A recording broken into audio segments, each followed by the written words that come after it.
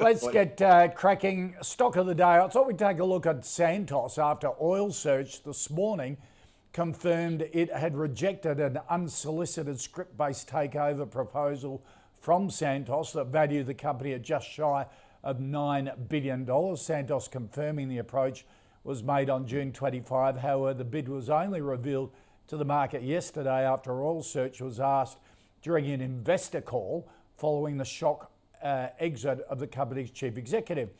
Santos telling the market it had put forward a prospectus for a genuine merger, which would have given Oil Search a 63% control in the combined company with a market cap of $22 billion. Oil Search said the proposal, which was assessed by the board and advisors, wasn't in the best interests of shareholders. Number one, I thought continuous disclosure meant that we probably should have been informed of an unsolicited offer. But Scott Phillips, what did you think of Santos at the moment as a stock, even after last night's big drop in the oil price? Yeah, Kosh, yes, you say number one, I also would have expected, A, we should have been informed, and B, I would have thought shareholders might have liked to actually express a view on that takeover. After all, shareholders do own the company, not the board. So, I think in best case, best practice, we should have seen that information. Whether or not it was worth doing a deal or not, it's a very different question, but it's up to the owners, right? Imagine if you owned a business and someone came to the manager and said, look, I'd like to buy your business. He said, no, I'm not going to bother telling the boss. I won't tell the owner, just the answer is no. It would be a travesty, and I think that should have been disclosed.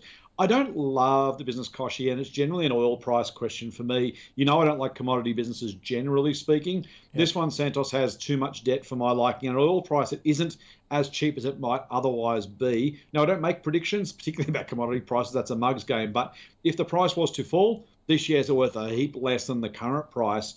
If you have a view that somehow the price will be higher, well, good luck to you. But I also ask you, well, how do you arrive at that view, and how are you sure you're right?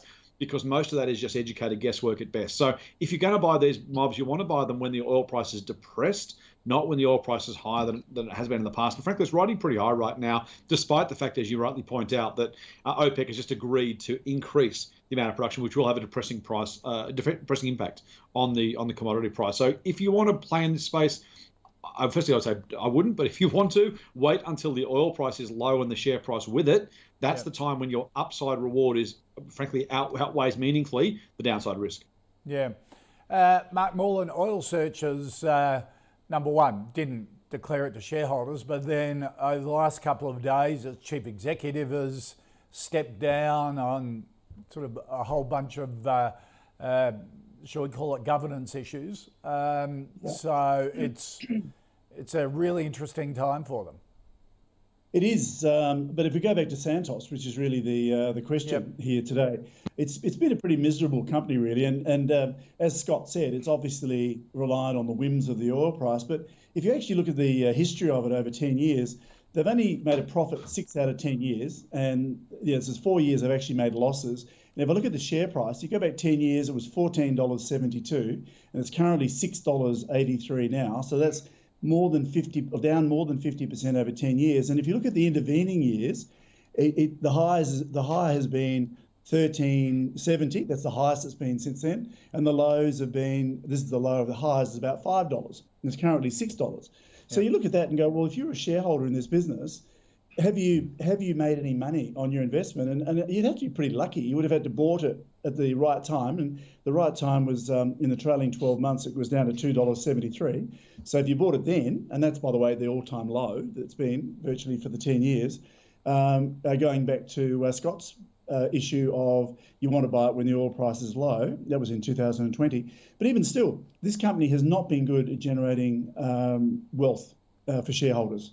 It's doubled its shares outstanding over that period as well. Why would you bother? I mean, if you look at the returns on it, we're actually showing, we can't actually calculate it because it's making a loss. It's actually a loss in the last 12 months. So my conscious investor doesn't even want to think about it.